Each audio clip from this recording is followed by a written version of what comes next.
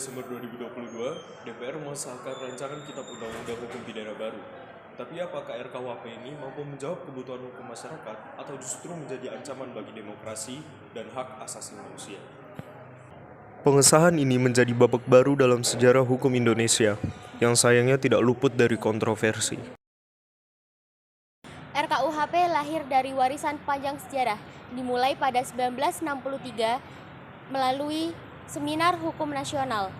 Gagasan ini berkembang sebagai upaya untuk menggantikan hukum pidana KUHP warisan kolonial Belanda.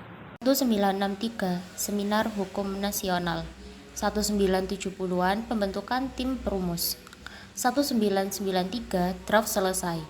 2015 surat presiden hingga 2022 pengesahan.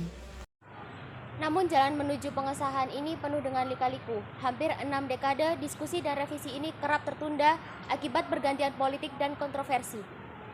RKUHP menuai kritik dari berbagai elemen masyarakat.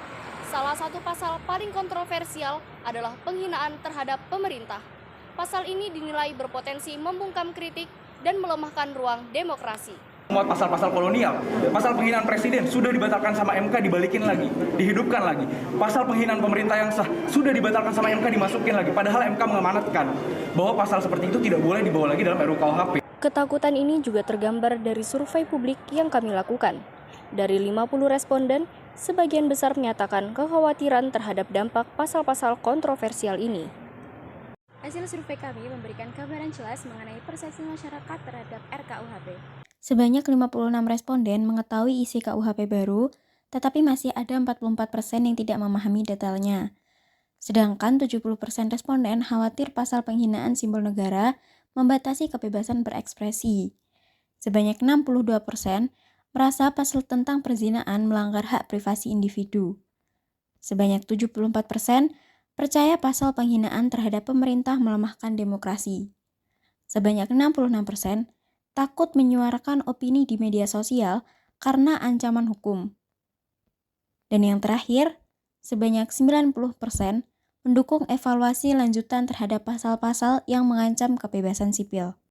Survei ini mengungkapkan bahwa meskipun masyarakat sadar akan adanya KUHP baru, tetapi mereka memiliki kekhawatiran yang besar terhadap pelanggaran kebebasan sipil dan privasi. Survei terlihat bahwa sebagian besar masyarakat mendukung adanya revisi KUHP. Mereka ingin memastikan bahwa hukum yang berlaku tidak hanya menjaga wibawa negara, tetapi juga melindungi hak asasi manusia. Kebebasan untuk berpendapat dan berekspresi adalah pilar utama demokrasi. Tanpa adanya hal itu, kita akan kembali ke masa otoritarianisme. Masyarakat Indonesia menginginkan hukum yang adil, transparan, dan tidak membatasi kebebasan. Mari kita kawal penegakan hukum yang mendukung demokrasi dan HAM.